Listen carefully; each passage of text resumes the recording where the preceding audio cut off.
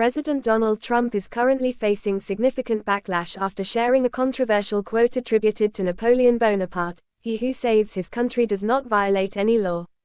This statement has ignited widespread criticism, with many interpreting it as an assertion that actions taken under the guise of saving the nation are above legal reproach. Critics argue that such a perspective undermines the foundational principle of the rule of law and suggests a dangerous precedent where the president might justify unlawful actions as necessary for the country's salvation. This controversy arises amidst a series of contentious decisions early in Trump's second term.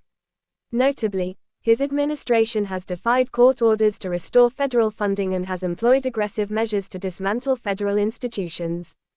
These actions have prompted numerous lawsuits challenging their legality, spanning issues from immigration policies to funding freezes. Democratic leaders, including Senator Tim Kaine, contend that the president's disregard for judicial mandates erodes the integrity of the nation's legal framework. The dismissal of several senior officials, particularly from health and security agencies, has further fueled concerns about the administration's respect for established legal and institutional norms.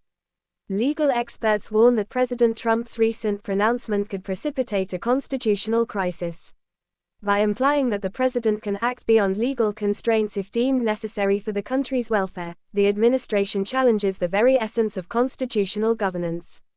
This perspective is especially alarming given Trump's history of legal entanglements, including previous convictions and ongoing lawsuits.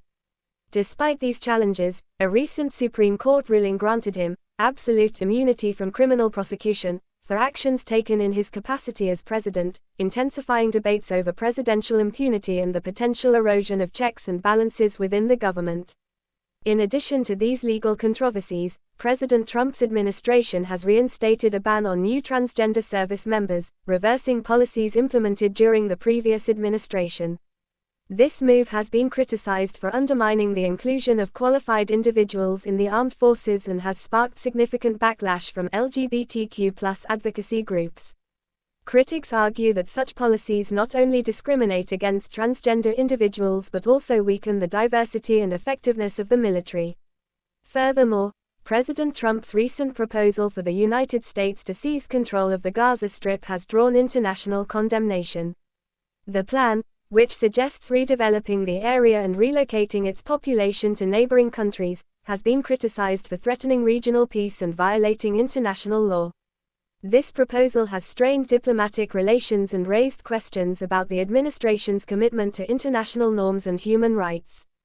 Collectively, these actions and statements have contributed to a perception of an administration willing to circumvent legal and ethical standards to achieve its objectives.